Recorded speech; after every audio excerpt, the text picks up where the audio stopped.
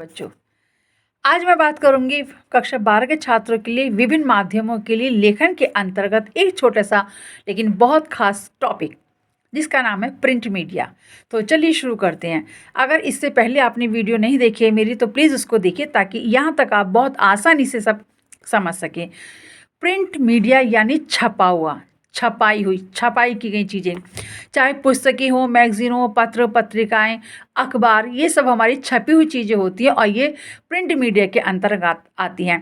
Print अंग्रेजी का शब्द है, हिंदी में हो सकता है प्रश्न पत्र में आपको मुद्रण लिपि मिले, ठीक है, तो इसको ध्यान रखिएगा। जब भारत में अंग्रेज आए तो वो अपने साथ छपाई के लिए छपाई कारखाने उन्होंने भारत में आकर खोले, क्योंकि उन्हें अपने मिशनरीज पुस्तकें छपवाने के लिए इस चीज़ों की आवश्यकता थी।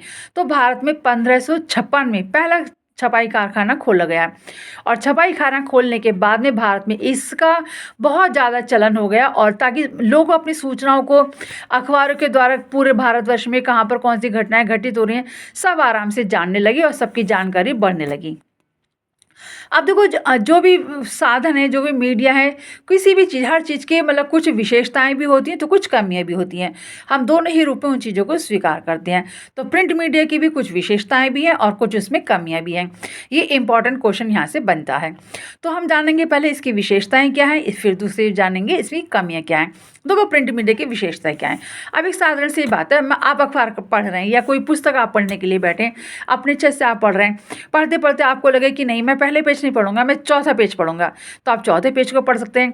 आपको लगे कि नहीं चौथा पेज नहीं, मैं आखिरी पेज पढ़ूंगा, आप आखिरी पेज पढ़ सकते हैं। और आप मानो कोई बीच में पढ़ते पढ़ते आपको किसी बात को विचार करने की जरूरत पड़ जाए कि ऐसे घटना क्यों घटी, ऐसे क्यों हुआ होगा, ऐसे क्यों लिखा, तो आप रुक कर उस पर विचार कर सकते हैं।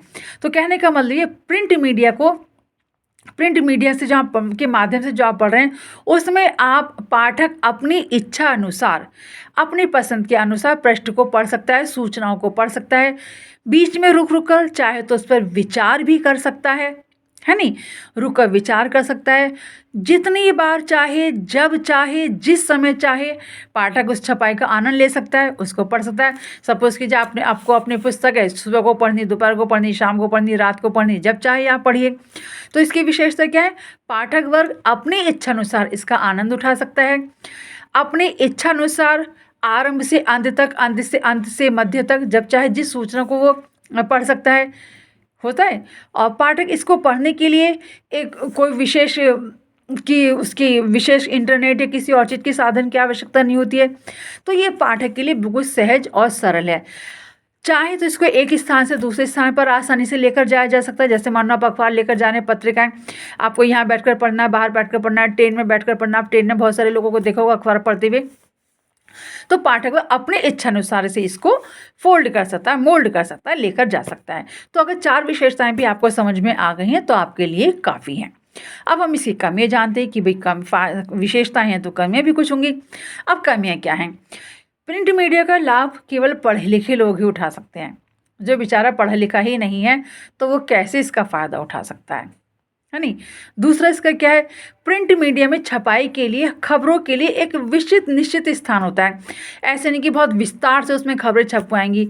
एक निश्चित समय होता है, निश्चित समय सीमा होती है, शब्दों की सीमा होती है, समय सीमा भी होती है, शब्दों की सीमा होती है। निश्चित समाचार जब आगे आप पढ़ते रहेंगे, समाचार लिखने की भी के शब्दों की भी समय सीमा होती है, और एक जो भी सूचनाएं होती हैं उनको प्राप्त करने की एक डेडलाइन होती है। उसके बाद सूचना को कोई औचित्य नहीं बचता है। जैसे किसी की मृत्यु हो गई है तो उसकी सूचना अखबार में आज के संस्करण में ही देनी है, वो 2 दिन के बाद में जाएगी तो सूचना का कोई विशेष औचित्य नहीं रहेगा, ठीक है। तो इसकी एक डेडलाइन होती है। इसका लाभ केवल पढ़ा लिखा वर्ग है वही उठा सकता है नहीं। और दूसरी इसमें अगर कोई भी एक त्रुटि यानी कोई भी गलती हो जाए, छपाई मुद्रित पाठ्यक्रम में कोई मुद्रित साधन में कोई एक गलती हो जाए तो उसका आसानी से, बहुत जल्दी से उसका सुधार नहीं हो सकता। उसके सुधार के लिए अगले संस्करण की प्रतीक्षा करनी पड़ेगी। जैसे आपने आज के अखबार में कोई सूचना पढ़ी, कोई गलत थी, तो और पत्रकार को उसका संपादक को उसमें करेक्शन करना, तो अगले संस्करण जब छपेगा तब उसमें लिख कर देगा कि उस गलती के लिए क्षमा प्रार्थी हैं, ये जो भी कुछ अपने भाषा में करने के लिए जो भी लिखेंगे। तो इसकी कमियां भी हो गई और इसकी विशेषताएं भी हमने जान ली। दूसरी जो छपाई की जो होती है